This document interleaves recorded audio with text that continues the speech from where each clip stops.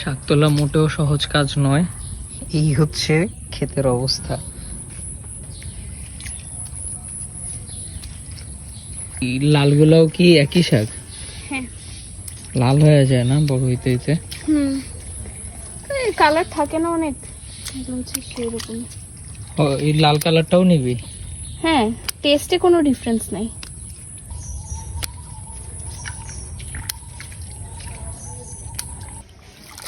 শাকগুলোকে পুকুর থেকেই ধুয়ে নিচ্ছি।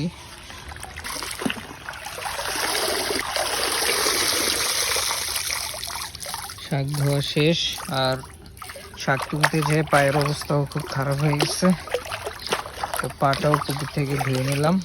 এবার শাকগুলোকে বাসায় এনে আবার ভালো মতো ধুয়ে নেওয়া হচ্ছে। আচ্ছা, শাকটা কাটার প্রিপারেশন চলতেছে। এটা হচ্ছে শাকগুলোকে নিয়ে কেচি দিয়ে একটু লম্বা লম্বা করে বড় বড় সাইজ করেই কাটা হচ্ছে। লবণ লবণ দিয়ে মাখায় রাখলে জিনিসটা হচ্ছে একটু সফট হবে। এটা হচ্ছে করতে হয় আর কি, মাস্ট। এটা কি মসুর ডাল?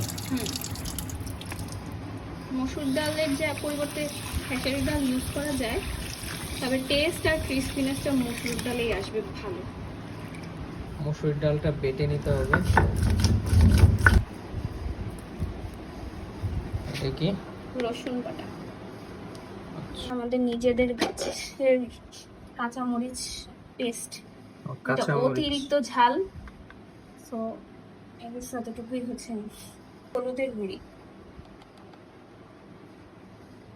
যেহেতু মরিচ বাটা দিছি, সো মরিচের গুঁড়ি একটু অ্যাডজাস্ট করে দিতে হবে, এতটুকুই যেন।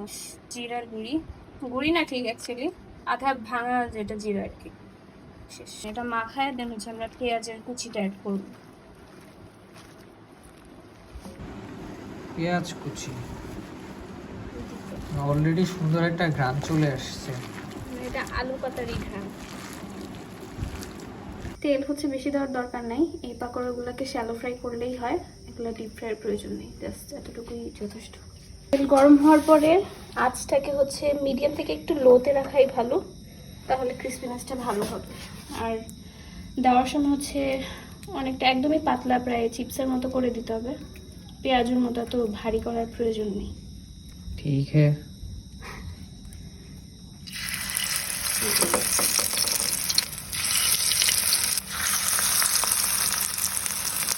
ওকে, ভাজা ভাজা শেষ, এখন খাওয়ার পালা।